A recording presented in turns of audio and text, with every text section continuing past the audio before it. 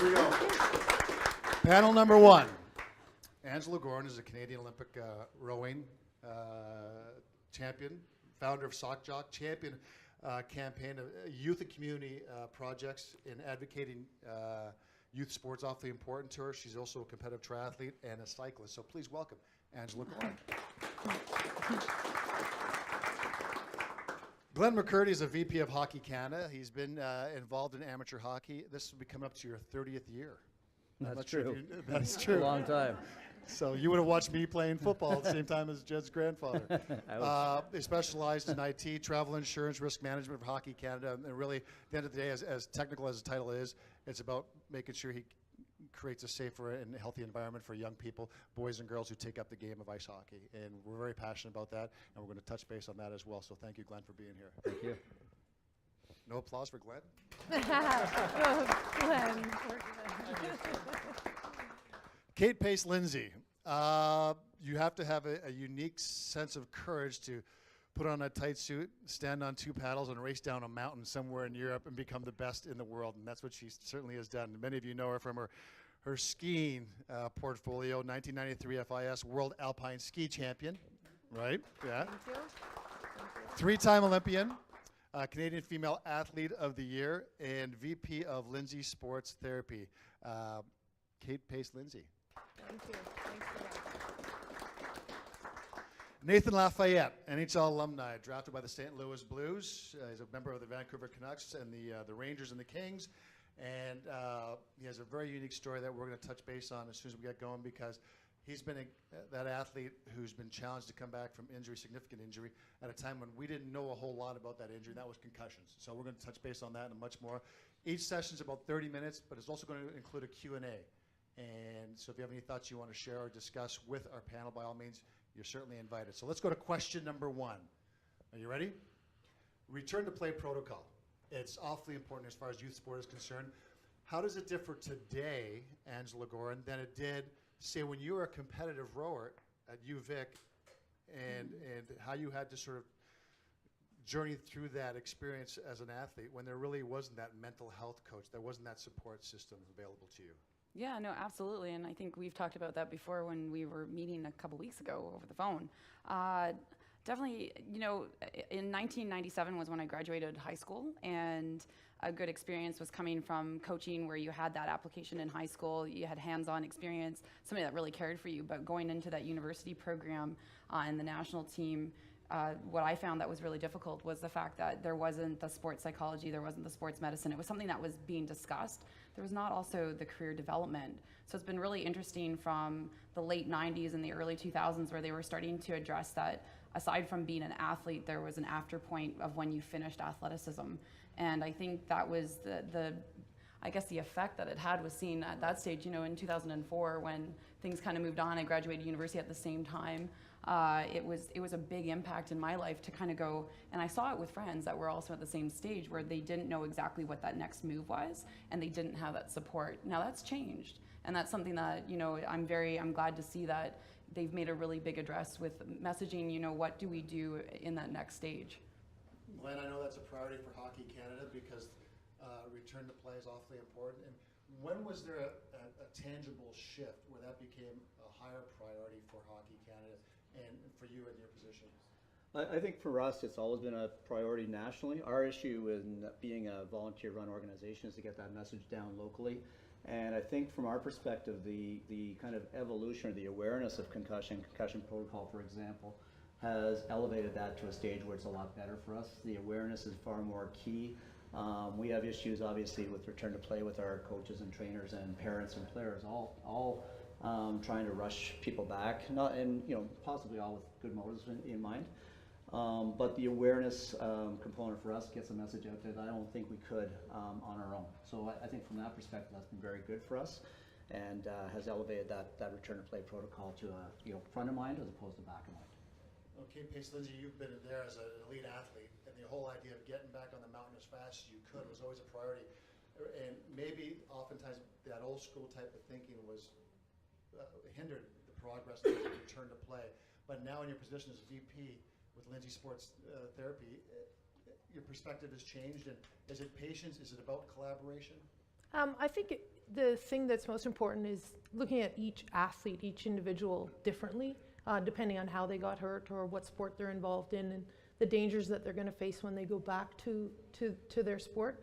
I think each individual needs to be addressed in terms of what's required for them to get back onto the field. I know in my own sport, we did actually have a lot of support. We did have sports psychologists. We did have a great medical staff. And so, you know, I think at that sport, you didn't want to return athletes too quickly on the mountain because the risk of injury is very high at that speed. So I think having good support, good medical staff around you is very important for every athlete. For the medical staff, though, back in the day, Nathan, what they knew then versus what we know today, significantly, there's a contrast there. Let's talk about your background in hockey and your injury, 2 injuries in one game, and how that changed for you. Yeah, you know what, I'll give you a couple of examples. In the 90s, I saw it change a lot. And I think that the culture, the mentality, the controls around return to play in 1993 when I started, it had moved a lot in 1999 when I finished. And I remember early in my career, I broke my sternum, and it wasn't a fun injury. But it was, the return to play was up to the player. You know, you'd meet the coach, and the coach would say, hey, can you go? You'd say, well, I'll try it in practice. You'd go on, you'd see what you could do, and if you could go, you'd tell the coach, yeah, I can go. And guess what? I was a horrible player with a broken sternum. It didn't work. And then later, when I started to get into concussion injuries, it was still maybe up to the player a little bit, but the medical staff was starting to exert their controls. And to this day, I thank Dr. Melman with the Kings, who, you know, I thought it was going to work the old way, where I said, yeah, I'm good to go, you know, let me go. And he's like, no, you're not going, you're not ready. And I thank him to this day, because it helped me avoid a potential worse injury. How do we change the way we think about injuries? Because we could say, you know, if we live in a utopian state, if a child is hurt or an athlete's hurt, we're going to do everything we can to make sure they rehab and get back to 100% physically and mentally.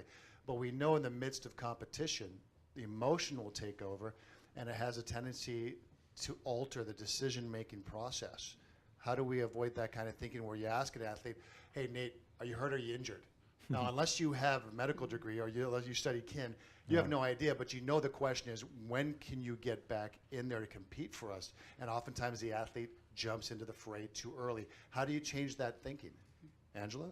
Oh gosh, that's a hard question, because I can honestly tell you, I remember going back, Dr. Brodesky would have been my medical doctor, and I always remember going into treatment, and half the time he goes, I can give you the prescription, I can tell you not to go back, but honestly, I know you're going to walk through that door and probably go right to the gym. And that was that athlete mentality. I think you always had that when you got to a certain level. Obviously, you had to listen to yourself, but I think surrounding yourself with the right, it's great to hear, Lisa, that you were saying there were, in this case, you had medical around you. Maybe that definitely comes down to the different NSOs or the sports, having the different funding in place to actually have that. At the time, Rowing Canada, they didn't. UVic did, so it was nice to be able to have both.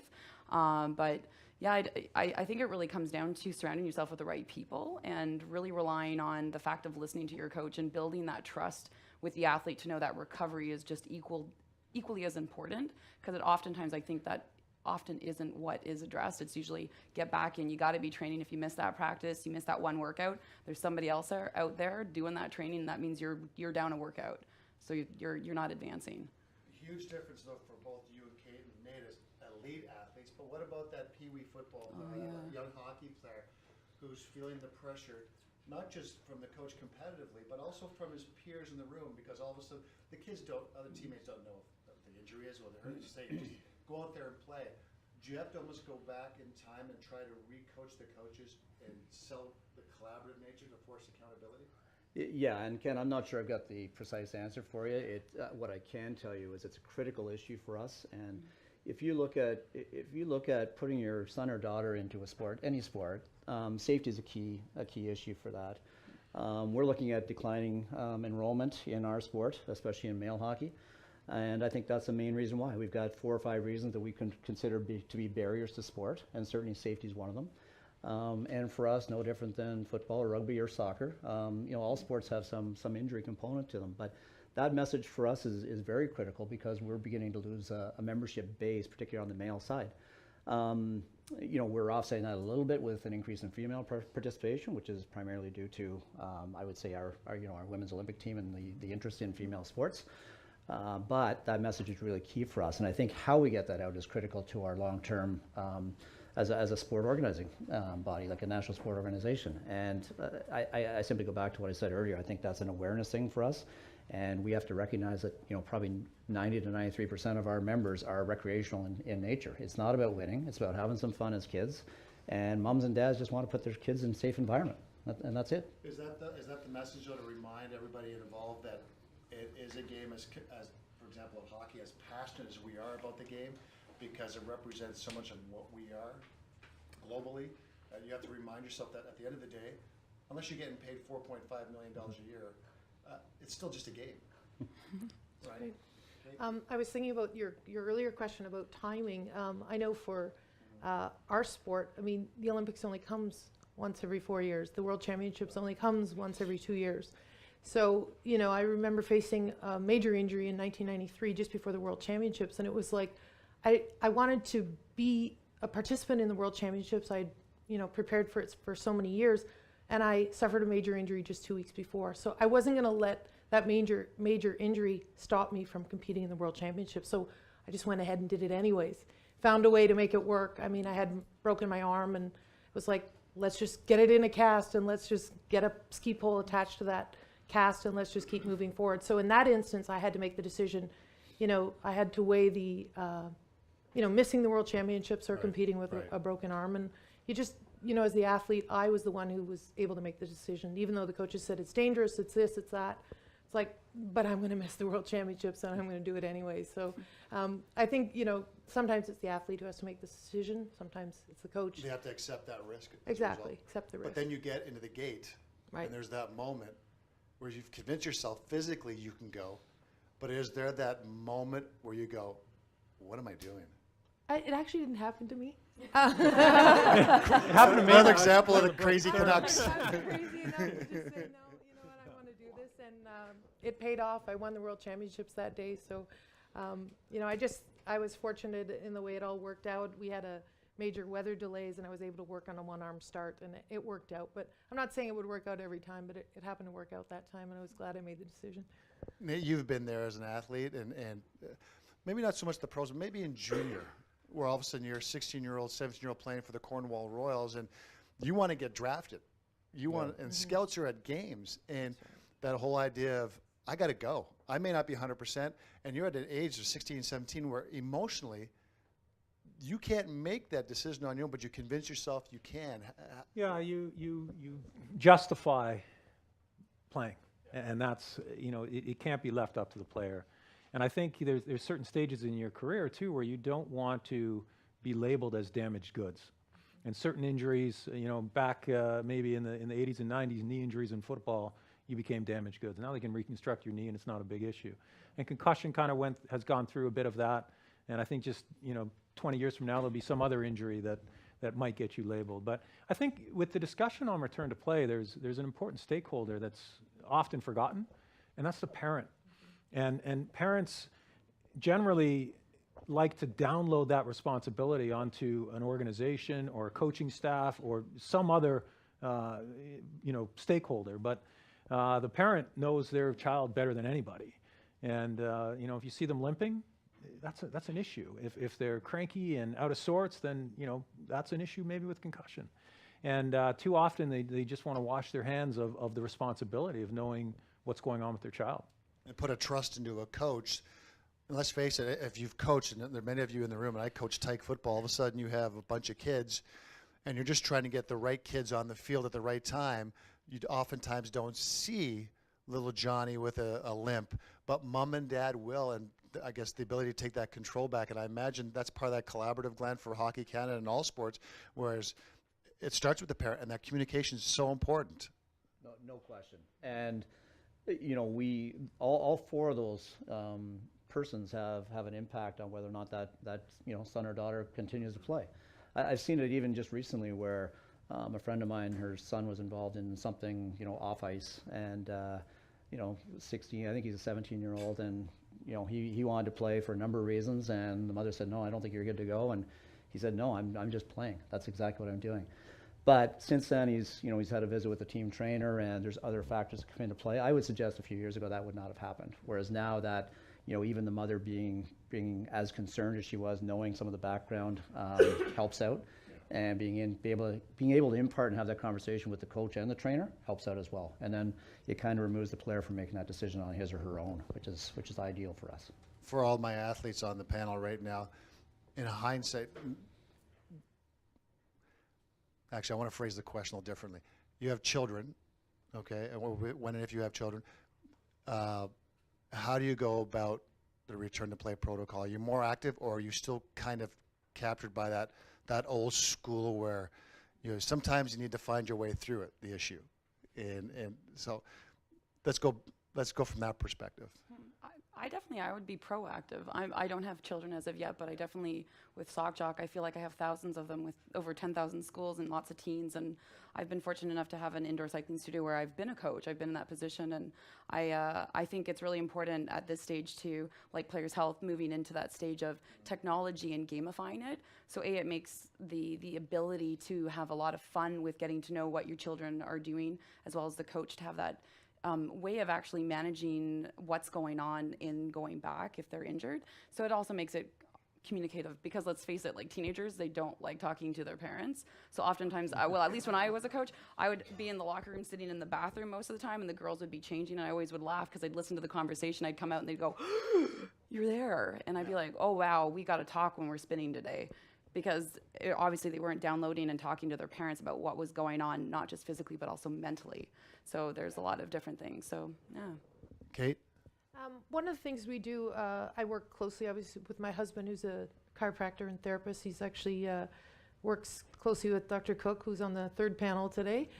So he, one of the things that we do with a lot of the athletes that we work with is sort of take them into an environment from, not just injury right back to play, is taking them into an environment where they can sort of test some of the skills that they use on the playing field. So either put them in an environment like in a pool or in a gym and do things at a slower pace to see how they react, and then make a decision from there, how well they do, how well they respond, and then slowly graduate them back up into their field, whether it's on ice or in football or whatever sport that they're playing. So just take a slower approach back.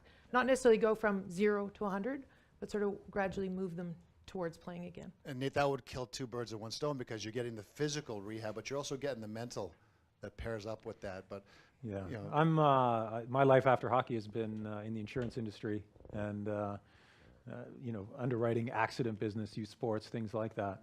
And I'm overly cautious. My kids think that I'm so like, what happened to you? It's like, and I'm extremely cautious. I see the data. I see what happens when people come back too early. I see the second hit syndrome. I see the second injury, and I'm overly cautious, and I know that, and I tell my kids that. My daughter broke her leg doing gymnastics, and she wanted to. When the X-ray came back, the doctor said, "It's broken. We're going to put a cast on. I'll be right back." And as soon as he left the room, she said, "Okay, let's get out of here." It's like, no, you got to get the cast on. And so for her, it was about how to control that return to participation. So she did upper body exercises for about a month while her leg healed, and then she slowly got back onto putting weight on it. the kids watched you on YouTube. Have they gone to YouTube and watched you? You can't hide on YouTube. There's nowhere to hide. Yeah, they've. It's funny. My kids didn't really know that I played hockey. They were born after my career, and I think one of their friends told them I played, and that's kind of how they put. Because they knew I played hockey, but they just didn't connect the dots that it was professional hockey on TV in the NHL. And they're like, "What? Wait, what?" and if there's any Vancouver Canuck fans, yeah, and we were talking about this earlier. In Game 7 against the Rangers, I think that was in '94. Yeah. In the finals, and you hit the goalpost. Yes, I did. And I did. That's I imagine everywhere you go, people. Hey, I remember, especially in Vancouver. Yeah, it's. I mean, Vancouver's passionate. Canada's passionate about its hockey. Yeah. And it's just the fact that I've moved on from my hockey career and I'm in insurance now. I look at myself as an insurance guy that used to play hockey. And I think that's why my kids never really connected the dots until they were a little bit older. But I've moved on. I hope that the Vancouver Canucks faithful has moved on. Until they No, win there's it. nobody here, right? We're okay? Until they win the cup, they're not going to let it go. We're going to close up soon, but so I want to open the floor to questions for our panel. But before I do, I got one more question. That is the idea of data collection. The only way we can change minds is to have documented proof that there's another way to go. I imagine with Hockey Canada you do that, and I imagine that's all part of everything that you do, and you need sort of the answers to the questions before you get into an argument with someone to get them to change their ways. Glenn, is that? Yeah, I think from our perspective, we first of all we run what we call our Hockey Canada registry. So we actually register all players in a centralized database, compile that over a number of years. On the insurance front, we self-insure our medical dental insurance, so we do that all in-house. We cut our own checks, that kind of thing. So obviously we've got data that we rely upon in terms of how we adjust our rates on an annual basis. Obviously we can identify injury trends, and we do that. Our issue is that we are a supplemental insurance in Canada. That's what we do, and unfortunately we don't see all the claims that may come our way. We may have, somebody may have great health insurance that they rely upon, and we never see the accident. If there's no expenses that are incurred as a result of that aren't being picked up somewhere else, or none in total, then we may not see that accident. So our data is, is probably as good as we have in Canada with respect to hockey, outside of hospital retained data, but it's not where it could be, and there's certainly area for improvement there, no question. Any questions from the audience? Because I have one more question, but I want to give you guys the floor as well, just in case you have something. Because I have, yeah. We got a mic for you, Neil? Thanks, Ken. Question for Nathan.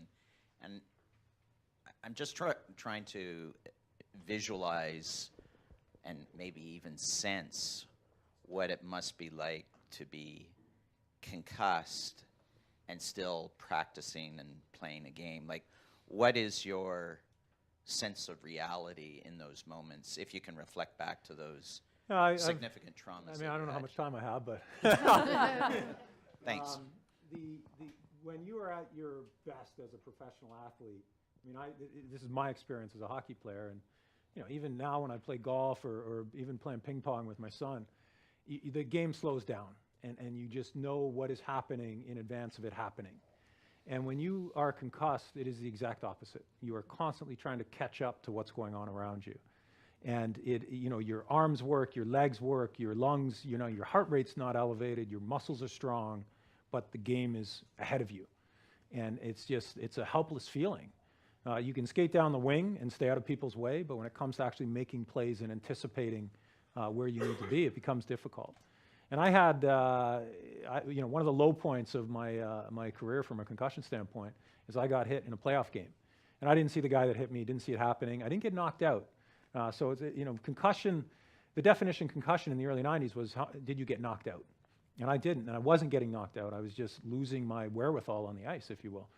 And I went down on one knee. You process it. You're like, whew, that was a good hit. And it's like, okay, I better get off. So I went, the two benches are there. I looked up, I saw the Quebec Nordiques, and I was like, well, that's not me. And I looked over, and I saw the New York Rangers, and I was like, well, isn't that interesting? Neither one of those teams is me. 50-50 on that one. You got to be right somewhere. I've seen the game footage since, and you can see me in the middle of the ice. The game's going on around me. I'm on one knee, and my head's just going like this, confused that there's two teams that I don't play for. Yeah, and then finally, I had the wherewithal to look down and see what uniform I was wearing, and I went to the Rangers bench, and that was kind of the low point for me, where I was like, you know what, I'm really not that good when I'm concussed, and but then you have to deal with, well, when do you come back? When are you okay? And that's the mystery. It's hard to figure out on your own. And that's the mystery, right? Because we don't know. Because we have this conversation with Jed Tommy earlier. Offensive linemen in football can run into each other all game and not have an issue as far as concussion is concerned. But then a receiver across the middle, happened to me going against BC Lions. I went across the middle, and I turned after I caught a ball, and I looked, and all I remember, the guy had brown eyes. And when I woke up on the turf, and I had Mark Aubry looking down at me, and I said, what happened? He says, you got hit. I said, you went to med school to figure that one out? Broke my nose, teeth through my lip, dislocated shoulder. But you know what? I got back to practice that week and got ready to go. And because the whole idea of, do you feel okay? And even if I didn't, I said yeah, because that competitor in me, because I'd look to the sidelines, I looked to my teammates, and hey, we need you, and that puts you in tough spots sometimes. Yeah. What would you like to see change in youth sport moving forward? I'll ask all four of you, and I'll start with Angela. Oh gosh. I think the biggest thing I want to see is more involvement on all aspects, from the youth to the families, the actual communication. I think we've lost that disservice to the fact that sport is about play, especially from a younger standpoint. Be more active in our schools at even a younger age, not just high school. It's getting sport back into it at that stage where we actually have the funding to put towards the sport development, the education around it, and the support for the families. Because I think, talking about the parents earlier, that's really a missing piece. I think a lot of parents do actually put the onus on coaches to act as the parent the minute they drop them off, like childcare. So I think there's something to be said about if we can use technology as a positive and create a communication basis to bring us more together and get people involved with that understanding. Fantastic, especially for our kids. Now, Glenn, I'm sure Hockey Canada has a vision. Yeah, I'm not sure it'd be the same as mine, but if we have a vision. I would say basically the same as Angela. I would say, putting that in a hockey perspective specifically, I think we're fortunate in this country with our sport that people are so passionate about it. And I'm sure other sports look at us with envy sometimes with the amount of things that are newsworthy with respect to hockey. But unfortunately, that's based on everybody thinking that they're an expert in the sport, and that transcends right onto the bench for us. It transcends to every parent that's in the stands. They all know better. And as a result, you've got so many experts in an arena at all times. I'd like to transform that, or I'd like to see us transform that passion into more of a participation-based passion where hey, it's just youth sports. These kids are out there having fun. Let's just pour our passion into that. And if something good comes out of it down the road, then so be it. But in the meantime, let's just make sure we're providing a healthy and safe environment for those kids. And all those kids are enjoying, what can be a lifelong sport. I think that's where we want to get to. Kate. I think this falls in line with what the other panels have said, is not specializing so much at a young age. I mean, just learning to play a lot of different sports and getting exposed to a lot of different things. And it doesn't even necessarily have to be sport. It can be activity. So just getting kids not streamlined at the age of 5 or 6 or 7, but just allowing them to play for a number of years. And, they may have several sports that they're very passionate about, but just exposing them to a lot more. Nate. Yeah, I'll first maybe start by saying Hockey Canada and Glenn, they're being very humble. We work with a lot of youth sport organizations, and Hockey Canada does it better than anyone we work with. Where I think personally there's an opportunity to make a change in youth sports is there's, every organization, every sport, every family, every community has an issue. They have a problem, they're looking to resolve it. And I think we often tackle these problems in isolation. And there's so many different stakeholders. I just feel so strongly that collaboration between all the different stakeholders will accelerate the improvements in youth sports. All right. One more opportunity from the floor for questions before we end this portion of the schedule. We're all good? Okay. So let's thank Nate, Kate Pace-Lindsay, Glenn McCurdy, and Angela Gorin.